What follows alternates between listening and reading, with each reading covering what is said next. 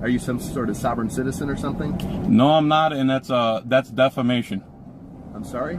I'm asking you a question. I'm not telling you. No, sir, I do not work for the police. Sir, I'm with B News 9. Any chance you'd be willing to do a quick interview? Sure. There's a clip down there or something.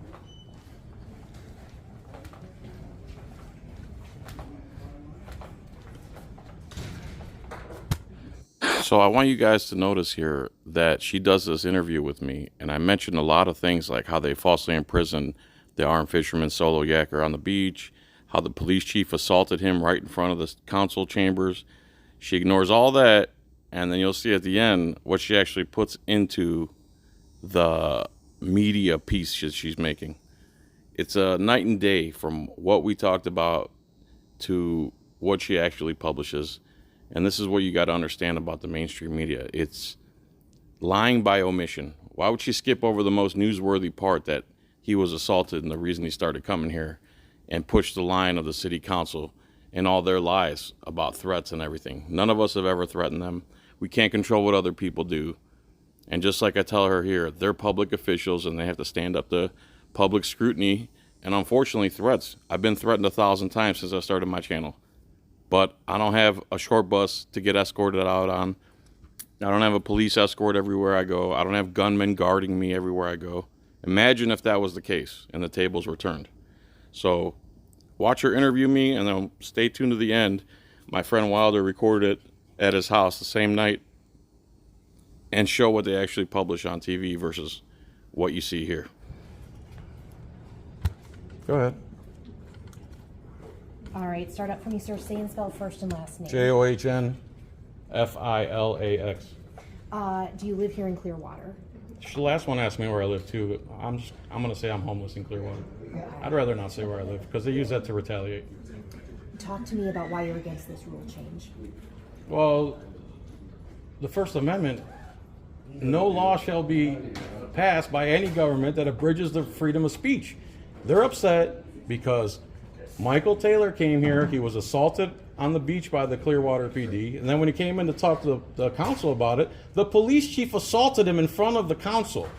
So he keeps coming back, and they're, instead of saying, let's sit down, let's pull up a chair to the table and have this conversation and see how we can come to some compromise, they keep getting more tyrannical with their free speech rules.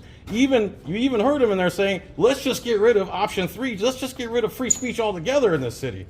Because people who come from the outside who are attacked by the police might come in here and complain about it. So nothing was done when they falsely imprisoned him on the beach. Nothing was done when the police chief assaulted him right in front of the council members. The police can do no wrong. The councilors can do no wrong. You see everything they do is unanimous because it's premeditated. So we have the right to redress our grievances, whether they like it, whether they're cuss words, as long as we're not threatening them, which no one has done, or fighting words, or like causing a riot per se. We should be allowed to speak.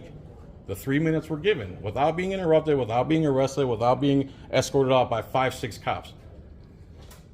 Sir, we heard a council member in there say that public comment has led to kind of a hostile environment within City Hall, also threats of violence without City Hall. Response to that? Public figures get threats all the time. I'm a public figure. My wife's people have the face to her to. I've had stalkers for years on end who actually come to my house. If you're a public figure, that's part of the deal. You don't get to be a public figure and never have to hear criticism or never have to hear anything. If someone sees me, and they have seen me in public, they've come up to me personally and called me names to my face. That's their right, just like it's our right to speak freely at a council meeting. They're surviving. Everything they own is because of our tax money. They're acting like this is some private corporation where we have no right to speak. They use our money, but we're not allowed to say anything about it. Sir, who's your wife? Who is my wife? Yeah. She's private. Okay. I'm a Is YouTube she currently star. a public official? No. Or a public figure? No. She's a private person. She's Sir, not in government at all. Sir, anything else that you wanted to add about this? The First Amendment needs to stay intact. No First Amendment, no America, no freedom. Period, point blank. It's the First Amendment for a reason, and the Second Amendment was passed so we can protect our First Amendment. That's right. All right. Thank you so Thanks. much, sir. I What's your appreciate it. Sarah Blazonis, Bay News 9. Blazonis? Yes. Greek? Married a Lithuanian, Greek? but everybody thinks Greek. Bravo. See you. In fact, police escorted 2 people out. They said they're being disruptive. The mayor, Bruce Rector, says the tone at meetings has gotten out of hand recently. He says some council members, even staffers, have gotten violent email and phone threats.